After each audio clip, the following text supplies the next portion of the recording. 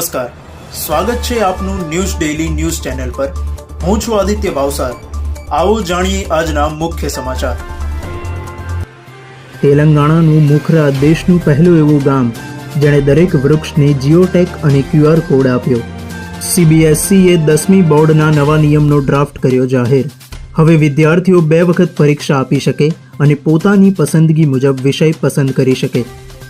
International masters league T20માં India masters Australia માસ્ટર્સને હરાવી પહોંચ્યું ફાઇનલમાં। વડાપ્રધાન નરેન્દ્ર મોદીએ રવિવારે જામનગરમાં વનતારા વન્યજીવન બચાવ કેન્દ્રની લીધી મુલાકાત। અમદાવાદ શહેર સહિત ગુજરાત રાજ્યના અન્ય શહેરો બન્યા ગરમીથી ત્રસ્ત। ગરમીનો પારો 40 ડિગ્રીથી વધુ નોંધાયો। વોટ્સએપ લાવી રહ્યું છે નવું ફીચર। હવે તમે નક્કી કરી શકશો કે તમારી સોશિયલ મીડિયા લિંક્સ કોણ જોઈ શકશે। દેશની gold loan non banking financial company Muthoot ફાઇનાન્સને RBI તરફથી 115 નવી શાખાઓ ખોલવાની મળી મંજૂરી। શહેરમાં ગરમીની શરૂઆતથી લોકોમાં હોળીના તહેવારને લઈને આનંદનો માહોલ। અમદાવાદ સ્થિત સ્વામિનારાયણ કાલુપુર મંદિર ખાતે ધૂળેટી નિમિત્તે ફૂલોદોત્સવનું કરાયું આયોજન। ભક્તોએ માણ્યો ભક્તિરસમાં ભીંજાવાનો આનંદ।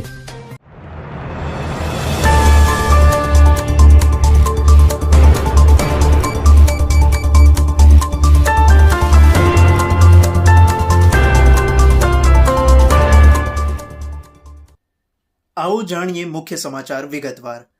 તેલંગાણાનું મુખરા દેશનું પહેલું એવું ગામ છે જેણે દરેક વૃક્ષને જીઓટેગ અને QR કોડ આપ્યો। તેલંગાણાના મોડેલ ગામ મુખરા KA ડિજિટલ ટ્રી આધાર લોન્ચ કર્યું।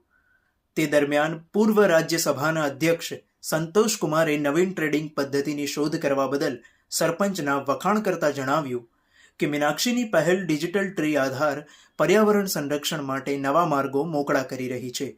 તે માત્ર વૃક્ષોના વિકાસ પર નજર રાખશે નહીં, પરંતુ જવાબદારી અને ટકાઉપણાને પણ પ્રોત્સાહન આપશે। પ્રેરણાદાયી દાખલો બેસાડવા બદલ મુખરા કેના સરપંચને અભિનંદન।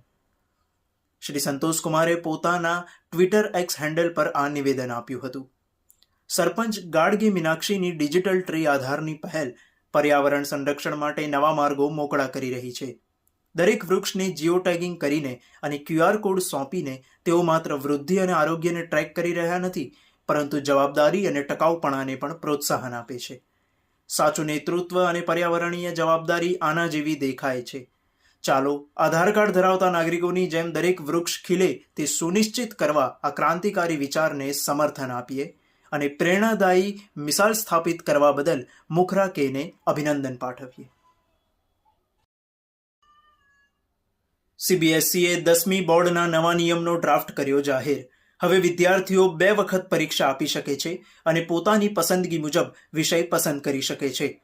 CBSE 2026થી ધોરણ 10 માટે વર્ષમાં 2 વાર બોર્ડ પરીક્ષા ફોર્મેટ અમલમાં મૂકવાની યોજના ધરાવે છે। સૂચિત યોજનામાં 2 તબક્કામાં પરીક્ષાઓનો સમાવેશ થાય છે, જેમાં વિદ્યાર્થીઓના અંતિમ સ્કોર્સ 2માંથી સારાને પ્રતિબિંબિત કરે છે। ડ્રાફ્ટ સ્કીમ પરનો પ્રતિસાદ 9 માર્ચ સુધી સ્વીકારવામાં આવશે। CBSEએ રાષ્ટ્રીય શિક્ષણ નીતિ 2020ના અનુસંધાનમાં 2026થી વર્ષમાં 2 વાર બોર્ડ પરીક્ષાના ફોર્મેટ માટે ડ્રાફ્ટ સ્કીમની જાહેરાત કરી છે। આ યોજનામાં ધોરણ 10ની પરીક્ષાઓ 2 તબક્કામાં યોજાવાની દરખાસ્ત કરવામાં આવી છે। પ્રથમ તબક્કો 17 ફેબ્રુઆરીથી 6 માર્ચ 2026 સુધી અને બીજો તબક્કો 5 મેથી આ સિસ્ટમને અનુસરશે। 2 ફોર્મેટ એટલે કે વિદ્યાર્થીઓ બંને તબક્કા માટે હાજર રહી શકે છે અને તેમની અંતિમ માર્કશીટ તેમના વધુ સારા સ્કોરને પ્રતિબિંબિત કરશે। વોટ્સએપ લાવી રહ્યું છે નવું ફીચર। હવે તમે નક્કી કરી શકશો કે તમારી સોશિયલ મીડિયા લિંક્સ કોણ જોઈ શકશે। આ દિવસોમાં વોટ્સએપ યુઝર્સની પ્રાઇવસી જાળવવા માટે એક નવા ફીચર પર કામ કરી રહ્યું છે। આ નવું ફીચર યુઝર્સને નવો અનુભવ આપવા જઈ રહ્યું છે। આવનારા નવા ફીચરની મદદથી વોટ્સએપ યુઝર્સ પ્રોફાઇલ લિંક્સ માટે પ્રાઇવસી સેટિંગને સરળતાથી મેનેજ કરી શકશે। આ સમયમાં વોટ્સએપ એકબીજા સાથે જોડાયેલા રહેવાનું મુખ્ય માધ્યમ બની ગયું છે। વિશ્વભરના લાખો સ્માર્ટફોન યુઝર્સ તેમના ફોનમાં વોટ્સએપનો ઉપયોગ કરે છે। મેટા વોટ્સએપ યુઝર્સની સુવિધા માટે સમયાંતરે નવા ફીચર લાવતી રહે છે। વોટ્સએપમાં યુઝર્સની સુરક્ષા માટે ઘણી પ્રાઇવસી ફીચર્સ ઉપલબ્ધ છે, પરંતુ હવે બહુ જલ્દી લોકોને એક નવું પ્રાઇવસી ફીચર મળવા જઈ રહ્યું છે। આ દિવસોમાં વોટ્સએપ યુઝર્સની પ્રાઇવસી જાળવવા માટે એક નવા ફીચર પર કામ કરી રહ્યું છે. આ નવું ફીચર યુઝર્સને નવો અનુભવ આપવા જઈ રહ્યું છે. આવનારા નવા ફીચરની મદદથી વોટ્સએપ યુઝર્સ પ્રોફાઇલ લિંક્સ માટે પ્રાઇવસી સેટિંગ્સને સરળતાથી મેનેજ કરી શકશે.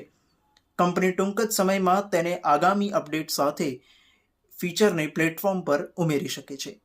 ત્યારે તે ફીચરને લઈને કેટલીક માહિતી પણ અપાઈ છે. વડાપ્રધાન નરેન્દ્ર મોદીએ ગત રવિવારે જામનગર સ્થિત વનતારા વન્યજીવ બચાવ કેન્દ્રની લીધી મુલાકાત. આ મુલાકાત સમયનો પીએમ મોદીનો સિંહ બાળ સાથેનો વિડીયો થયો વાયરલ. તે વિડીયોમાં વડાપ્રધાન નરેન્દ્ર મોદી સિંહના બચ્ચાને વહાલ કરતા નજરે પડી રહ્યા છે. તેની સાથે સાથે તેઓએ વન્યજીવ બચાવ કેન્દ્રમાં અન્ય પ્રાણીઓનું જતન કેવી રીતે થાય છે તે વિશે પણ માહિતી મેળવી. આ વન્યજીવ બચાવ કેન્દ્રના વિવિધ ભાગોની મુલાકાત પણ લીધી. મુલાકાત બાદ વનતારા પ્રોજેક્ટ માટે વડાપ્રધાન નરેન્દ્ર મોદીએ અનંત અંબાણીને પાઠવી શુભેચ્છા. ગુજરાત યુનિવર્સિટીમાં ડ્યુઅલ ડિગ્રી પ્રોગ્રામ આગામી સત્રમાં અમલમાં મૂકવામાં આવશે. વિદ્યાર્થીઓ માટે સારા સમાચાર.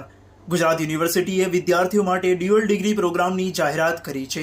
યુનિવર્સિટીના વિવિધ કોર્સમાં વિદ્યાર્થીઓને પોતાના રસના વિષયમાં વધુ ભણી શકે તે માટે arts, commerce, science, BSc in administration અને બીએસસી ઇન કમ્પ્યુટર સાયન્સ જેવી વિદ્યાશાખાઓમાં ડ્યુઅલ ડિગ્રી એટલે કે બેચલર ડિગ્રીના પ્રોગ્રામને મંજૂરી અપાઈ છે. આગામી સત્રથી આ ડ્યુઅલ ડિગ્રીને અમલમાં મુકાશે. સેનેટ હોલમાં કુલપતિ ડોક્ટર નીરજા ગુપ્તાની અધ્યક્ષતામાં યોજાયેલી બેઠકમાં ડ્યુઅલ ડિગ્રી પ્રોગ્રામ અંગે ચર્ચા કરાઈ હતી, જેમાં વિદ્યાર્થીઓ રેગ્યુલર કોર્સની સાથે 3 વર્ષ સુધી અન્ય કોર્સમાં પણ ભણી શકશે. ડ્યુઅલ ડિગ્રીમાં વિદ્યાર્થીઓ 10 મહિનાનો ડિપ્લોમા કોર્સ પણ કરી શકશે. અમદાવાદ શહેર સહિત ગુજરાત રાજ્યના અન્ય શહેરો બન્યા ગરમીથી ત્રસ્ત. ગરમીનો પારો 40 ડિગ્રીથી વધુ નોંધાયો. પરંતુ શહેરમાં ગરમીની શરૂઆતથી લોકોમાં હોળીના તહેવારને લઈને આનંદનો માહોલ. અમદાવાદ સ્થિત સ્વામિનારાયણ કાલુપુર મંદિર ખાતે ધૂળેટી નિમિત્તે ફૂલોદોત્સવનું કરાયું આયોજન. ભક્તોએ માણ્યો ભક્તિરસમાં ભીંજાવાનો આનંદ. વધુ માહિતી માટે આપની સાથે જોડાયા છે શ્રીમતી પ્રવીણા. પ્રવીણા આપણને આ કાર્યક્રમ વિશે વધુ માહિતગાર કરશે. અમદાવાદનું સૌપ્રથમ વિશ્વનું 200 વર્ષ જૂનું સ્વામિનારાયણ મંદિર એટલે કાલુપુર, અને એ મંદિરમાં સ્વામિનારાયણ ભગવાને પોતે વરદ હસ્તે તેમના મૂર્તિ પ્રતિષ્ઠા કરી હતી. એમાં નરનારાયણ દેવ પધરાવ્યા હતા અને 203 વર્ષથી આ મહોત્સવ એટલે ફૂલદલોત્સવ ધૂળેટીના દિવસે દર વર્ષે ઉજવવામાં આવે છે. અને એ મહોત્સવમાં આખું ધર્મકુળ એટલે કે સ્વામિનારાયણ સંપ્રદાયના જે આચાર્ય ગાદીપતવાળા ગુરુ હોય એ બધા આવે છે અને આખો પરિવાર આવી અને આ મહોત્સવ ધામધૂમથી ઉજવે છે. અને અહીંયા હરિભક્તો ગામ ગામથી ટોળા વળી અને દર્શન કરવા આવે છે અને દર્શન અર્થે આવે છે અને આ મહોત્સવ માણવા પણ આવે છે. અને ઘણીવાર તો વિદેશથી લોકો પણ અહીંયા દર્શન કરવા અને આ ઉત્સવ જોવા માટે પણ આવે છે. એમ વર્ષોથી ધૂળેટીના દિવસે ફૂલદલોત્સવ મહોત્સવ ઉજવવામાં આવે છે. અને એમાં ખાસ તો કેસુડાનો વધારે પડતો ઉપયોગ કરી અને એ કલર છાંટવામાં આવે છે અને બીજા કુદરતી કલરનો પણ ઉપયોગ કરવામાં આવે છે. અને લોકોને બહુ જ આનંદ આવે છે અને ભવ્યથી અતિ ભવ્ય આ મહોત્સવ ઉજવવામાં આવે છે. પ્રવીણાજી, માહિતી બદલ આપનો ખૂબ ખૂબ આભાર. દર્શક મિત્રો, આ હતા આજના મુખ્ય સમાચાર. ન્યૂઝ ડેલી સાથે જોડાવા બદલ આપનો આભાર. હવે સમય થયો છે એક નાનકડા વિરામનો. વિરામ બાદ ફરીથી જોડાશું આ જ ચેનલ પર. જોતા રહો ન્યૂઝ ડેલી.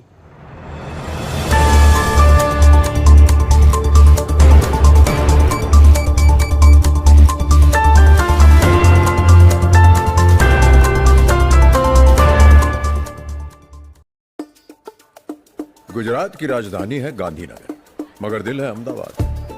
अहमदाबाद है, अहमदाबाद में होके खा रहा हूं फाफड़ा ना. हाँ, फाफड़ा. लोग आ गए. Shopping shopping shopping and more shopping. ये चिड़ियों के पोल है और ये इंसानों के. ये पुराने मोहल्ले कह रहे हैं कि ओ बिल्डिंग वालों, चांद पे बैठे हो मगर पड़ोसी का नाम नहीं पता. पोल खुल गई. दिल्ली वाली जामा मस्जिद कोई अकेली नहीं है. यह है अहमदाबाद की जामा मस्जिद. अद्भुत. मंदिर से चला था और आ पहुंचा मस्जिद के पास. चलने से ही तो दूरियां मिटती है. अहमदाबाद, यहाँ खुशबू है मेल जोल की, खुशबू है फूल की, यहाँ खुशबू है गुजरात की। 2 nights 3 days तो बिताओ अहमदाबाद में। अरे कुछ दिन तो गुजारो गुजरात में।